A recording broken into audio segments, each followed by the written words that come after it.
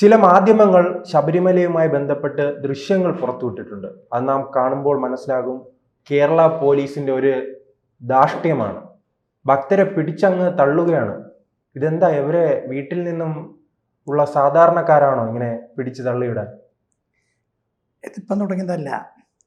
എല്ലാ വർഷവും ഇതേപോലത്തെ ആരോപണങ്ങൾ ഉണ്ടാകാറുണ്ട്. എല്ലാ മാസവും ആരോപണങ്ങൾ ഉണ്ടാകാറുണ്ട്. ഈ സമയത്തെല്ലാം ഹിന്ദു സംഘടനകളോ വ്യക്തികളോ ഇതിനെതിരായിട്ട് ഡിപ്പാർട്ട്മെൻറ്റിനെ അറിയിക്കാറുണ്ട്. ഒരുതരം ധാർഷ്ട്യം എന്ന് തന്നെയാണെന്ന് പറയേണ്ടത്. ആരാണ് ഈശ്വരഭക്തിയോ അയ്യപ്പ ഭക്തിയോ ഇല്ലാത്ത ആൾക്കാരായിരിക്കാം ഈ പോലീസ്? അല്ല, അതാണ് ഈ പോലീസുകാരുടെ വീട്ടിനുള്ളിൽ കയറി വരുമ്പോഴാണ് അവരുടെ പ്രതികരണം. കാരണം ആ റിപ്പോർട്ട് അത് കണ്ടു, ആൾക്കാരെ പിടിച്ച് തള്ളുന്നു, പിടിച്ച് വലിച്ചു തള്ളുന്നു. ഇങ്ങനെ പല വിധത്തിലാണ് ഈ തള്ളൽ. അപ്പം എന്താണ്, ഭക്തിയോടുകൂടി ഒരു നോക്ക് അയ്യപ്പനെ കാണണമെന്ന് ആഗ്രഹിച്ച് വരുന്ന ആൾക്കാർ. ഇപ്പം ഈ സംഭവം നടന്ന തുലാമാസം പൂജയ്ക്കാണ്. തുലാമാസം സുന്ദരമായിട്ട് കയറി തൊഴാം. ആ നിലയ്ക്ക് വലിയ തള്ളോട് ഇവരത്തെ പിടിച്ച് തള്ളേണ്ട ഒരു കാര്യമില്ല. അപ്പം പഠിച്ച കാര്യം എങ്ങനെയെങ്കിലുമൊക്കെ ഇവരെ ഉപദ്രവിക്കുക എന്നുള്ള നിലയ്ക്ക് ഈ എന്താണ് സനാതനധർമ്മത്തെ നശിപ്പിക്കണമെന്ന് ആഗ്രഹിക്കുന്ന കൂട്ടത്തിലുള്ള പോലീസുകാരും ആയിരിക്കുമല്ലോ. പോലീസുകാരെല്ലാവരും ഭക്തന്മാരായിക്കൊള്ളുന്നില്ല. ആരൊക്കെയാണ് അവിടെ നിയമിക്കുന്നതെന്ന് ചിന്തിക്കേണ്ടതാരാ? ഇത്തരം ക്രിമിനലുകളായിട്ടുള്ള പോലീസുകാരെ അവിടെ ആക്കാൻ പാടില്ല. അല്ല, ഒരു കാലത്ത് ജനകീയ മുഖമായിരുന്നു ശബരിമലയിലെ പോലീസ്. അതെ, ഇന്ന് ക്രിമിനലുകളായ പോലീസുകളായി മാറിയിരിക്കുന്നു. ധാരാളം അന്നത്തെ പോലീസുകാർ അവിടെ ഭജന പാടും, ആൾക്കാരോട് മാന്യമായി പെരുമാറും. പ്രായമുള്ള ആൾക്കാരാണെങ്കിൽ അവരെ കൈ പിടിച്ച്, ഈ തള്ളുന്നതിന് പകരം കൈ പിടിച്ച് കൊണ്ടുവന്നിട്ട് അവരെ നേരെ നിർത്തും. ഈ വിധത്തിലൊക്കെ ചെയ്തിരുന്ന ഇപ്പോഴും ഉണ്ട് അങ്ങനത്തെ പോലീസുകാർ. ഇപ്പോഴും അങ്ങനത്തെ പോലീസുകാരുണ്ട്. അവിടെ പോലീസുകാർ തന്നെയാണല്ലോ ശബരിമലയിൽ അവിടെ പൊങ്കാവനം പദ്ധതി അങ്ങനത്തെ കാര്യങ്ങളൊക്കെ ആവിഷ്കരിച്ച് നടപ്പാക്കുന്നതും ക്ലീൻ ചെയ്യാൻ പ്രേരണ കൊടുക്കുന്നതൊക്കെ പോലീസിന് ഉന്നത ഉദ്യോഗസ്ഥനായ ഒരാളാണ് അതിൻ്റെ നേതൃത്വം കൊടുക്കുന്നത്. അദ്ദേഹം പരമഭക്തനാണ്. അദ്ദേഹത്തിന് ഇത്തരം കാര്യങ്ങൾ നന്നായിട്ട് അറിയുന്ന ആളാണ്. അത്തരം ആൾക്കാർ നിയന്ത്രിക്കേണ്ടതിനാണ് ആരോ നിയന്ത്രിച്ചുകൊണ്ട് ഈ ഇത്തരം ക്രിമിനലുകളുള്ള പോലീസുകാരെ അവിടെ ഉപയോഗിക്കുന്നത്. ഇത്തരം ആൾക്കാരെയാണല്ലോ അവിടെ റീമ ഫാത്തിമയും മറ്റുള്ളവരൊക്കെ കയറ്റാൻ വേണ്ടിയിട്ടും ഇതേപോലത്തെ ആൾക്കാരെ ഉപയോഗിച്ചത്. അന്ന് അവരെന്താ ചെയ്തത്? അന്ന് ചെയ്തത് ഭക്തന്മാരെ മുഴുവൻ അടിച്ച് ഒതുക്കുന്ന അന്തരീക്ഷമല്ലേ കണ്ടത്? ഓടിച്ചിട്ട് തല്ലുക, ഓടിച്ചിട്ട് ഉപദ്രവിക്കുക, ഇതായിരുന്നല്ലോ ചെയ്തിരുന്നത്. അപ്പോൾ അന്നത്തെ അതേ ആളുകളെ തന്നെ ആയിരിക്കുമല്ലോ, അവർക്ക് മാറ്റം വന്നിട്ടില്ല സ്വഭാവത്തിന്, ഇപ്പോഴും ഉപയോഗിച്ചുകൊണ്ടിരിക്കുന്നത്. കാരണം തുലാമാസ പൂജയ്ക്ക് ഇപ്രാവശ്യം വരുമ്പം അവർ പ്രതീക്ഷിക്കുന്നു അവിടെ എന്തെങ്കിലും കാര്യങ്ങളുണ്ടാവും, കുഴപ്പമുണ്ടാവും. കാരണം ആഗോള അയ്യപ്പ സംഗമവും അതേ സമയത്ത് തന്നെ അയ്യപ്പ ഭക്ത സംഗമവും ഒക്കെ നടത്തിക്കഴിഞ്ഞു. അപ്പം അയ്യപ്പ ഭക്തന്മാരായുള്ള യഥാർത്ഥ ഭക്തന്മാരവിടെ വരികയാണെങ്കിൽ ആ യഥാർത്ഥ ഭക്തന്മാരെ കൈകാര്യം ചെയ്യണം എന്നുള്ള ഉദ്ദേശത്തോടു കൂടി ആയിരിക്കണമല്ലോ ഇത്തരം ക്രിമിനലുകളുള്ള പോലീസുകാരെ അവിടെ ഉപയോഗിക്കാൻ കാരണം. ആരുടെ നിർദ്ദേശപ്രകാരമാണ് ഇത് ചെയ്യുന്നത്? ഉന്നത പോലീസ് ഉദ്യോഗസ്ഥൻ്റെ അറിവുകളോട് കൂടിയിട്ടാണോ? അറിയാതെ നടക്കില്ല എന്തായാലും. പക്ഷേ എങ്ങനെ ഈ ഉന്നത ഉദ്യോഗസ്ഥന്മാർ പോലും അതാത് കാലത്ത് ഭരിക്കുന്ന കക്ഷികളുടെ ആഗ്രഹമനുസരിച്ച് പെരുമാറാൻ തയ്യാറാവുന്നു എന്നുള്ളതാണ് ചിന്തിക്കേണ്ടത്. അല്ല, ഈ ഞാൻ പറഞ്ഞതുപോലെ ഈ മാറ്റമുണ്ടായത് കുറച്ചു കാലങ്ങൾക്കുള്ളിലാണ്. മുൻപ് ജനകീയ മുഖമുണ്ടായിരുന്ന പോലീസ് ഇന്ന് ക്രൂര മുഖമായി മാറി. ഇത് ആരുടെ ആവശ്യമാണ്? ആരുടെ ആവശ്യം എന്ന് പറഞ്ഞാൽ ഭരിക്കുന്ന ആൾക്കാരുടെ ആവശ്യമാണ്.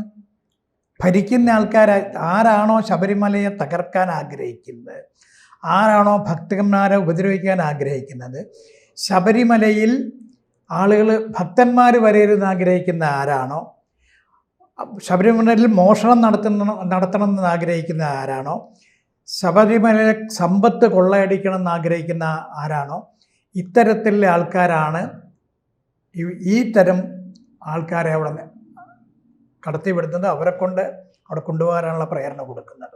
അതുകൊണ്ടല്ല അനുമാനിക്കാൻ ശബരിമലയിൽ ഈ പ്രശ്നങ്ങൾ മുഴുവനുണ്ട്. എന്താ വേണ്ടത്? ആ സമയത്ത് മാന്യന്മാരായിട്ടുള്ള ഭരണക്കാരാണെങ്കിൽ, ദേവസ്വം ബോർഡാണെങ്കിൽ, ദേവസ്വം ബോർഡ് പ്രസിഡൻ്റ് ആണെങ്കിൽ, ദേവസ്വം ബോർഡിലെ ഉദ്യോഗസ്ഥരാണെങ്കിൽ അവരെന്ത് വേണം? സമാധാനത്തോടുകൂടി ആൾക്കാർക്ക് തൊഴാനുള്ള അവസരങ്ങൾ ഉണ്ടാക്കി കൊടുക്കണ്ടേ?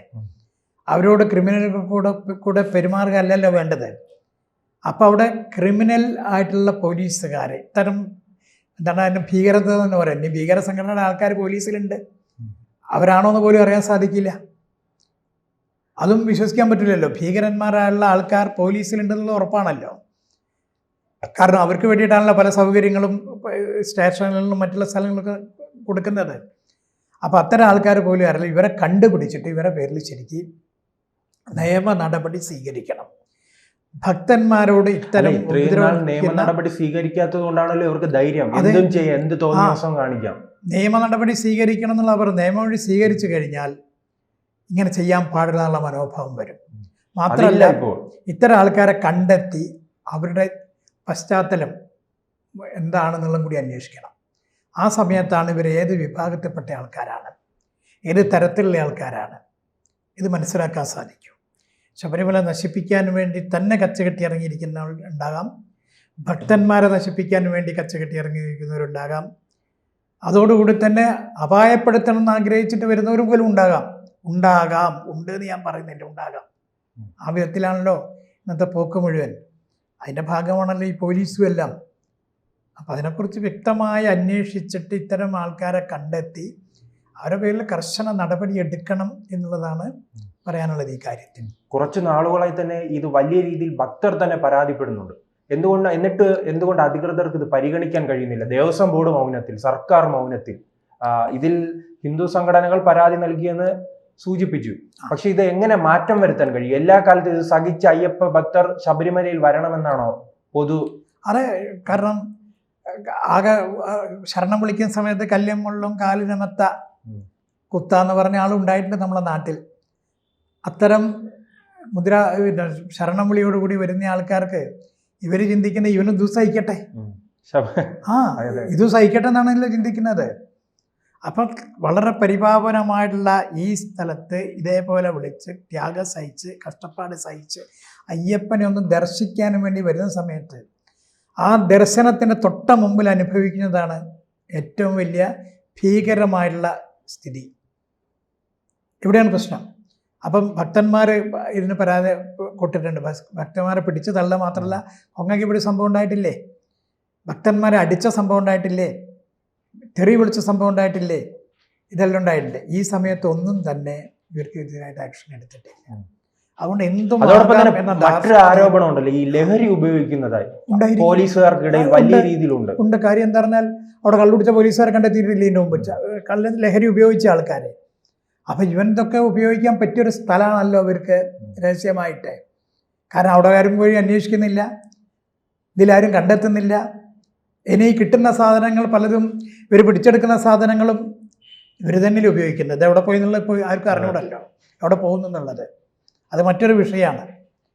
പക്ഷെ ഈ നിലയ്ക്ക് ലഹരി ഉപയോഗിക്കുന്നുണ്ടാകും. ഇതെല്ലാം അങ്ങനത്തെ ലഹരി തകർക്കാനുള്ള ലഹരിയായി മാറുകയാണ് പിന്നെ. അപ്പം എന്തോ അത് ഹിന്ദുക്കളുടെ മേലെയാകാം, അത് ഭക്തന്മാരുടെ മേലെയാകാം.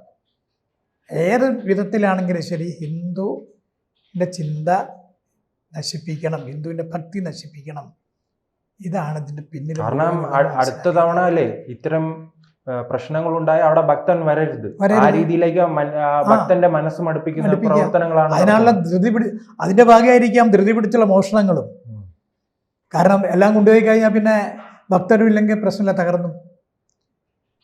അയ്യപ്പനെ കാണാൻ ശരിക്കും അയ്യപ്പനാണോ അവിടെ ഉള്ളതെന്ന് പോലും ഇപ്പം മനസ്സിലാക്കാൻ പറ്റില്ല. കാരണം അയ്യപ്പൻ്റെ മറ്റുള്ള സാധനം തന്ത്രിയുടെ വീട്ടിൽ കൊണ്ടുവച്ചില്ലേ. തന്ത്രിക്ക് അവകാശം കൊടുത്തതാരാ? അധികാരം കൊടുത്ത തന്ത്രിയുടെ പണി അതാണോ? തന്ത്രിയുടെ വീട്ടിൽ കൊണ്ടുവെക്കാൻ. അതേപോലെയാണല്ലോ ഇപ്പം ഇതിൻ്റെ ഭാഗങ്ങളായിരിക്കരുതെല്ലാം. അപ്പം എല്ലാവർക്കും എന്തെങ്കിലും കൊടുത്തു കഴിഞ്ഞാൽ അവരും മിണ്ടൂല. അല്ല, അതോടൊപ്പം തന്നെ ഇപ്പോൾ നാം തമിഴ്നാട് എടുത്തു കഴിഞ്ഞാൽ മുരുകൻ, അതോടൊപ്പം തന്നെ കേരളമാവുമ്പോൾ അത് അയ്യപ്പൻ.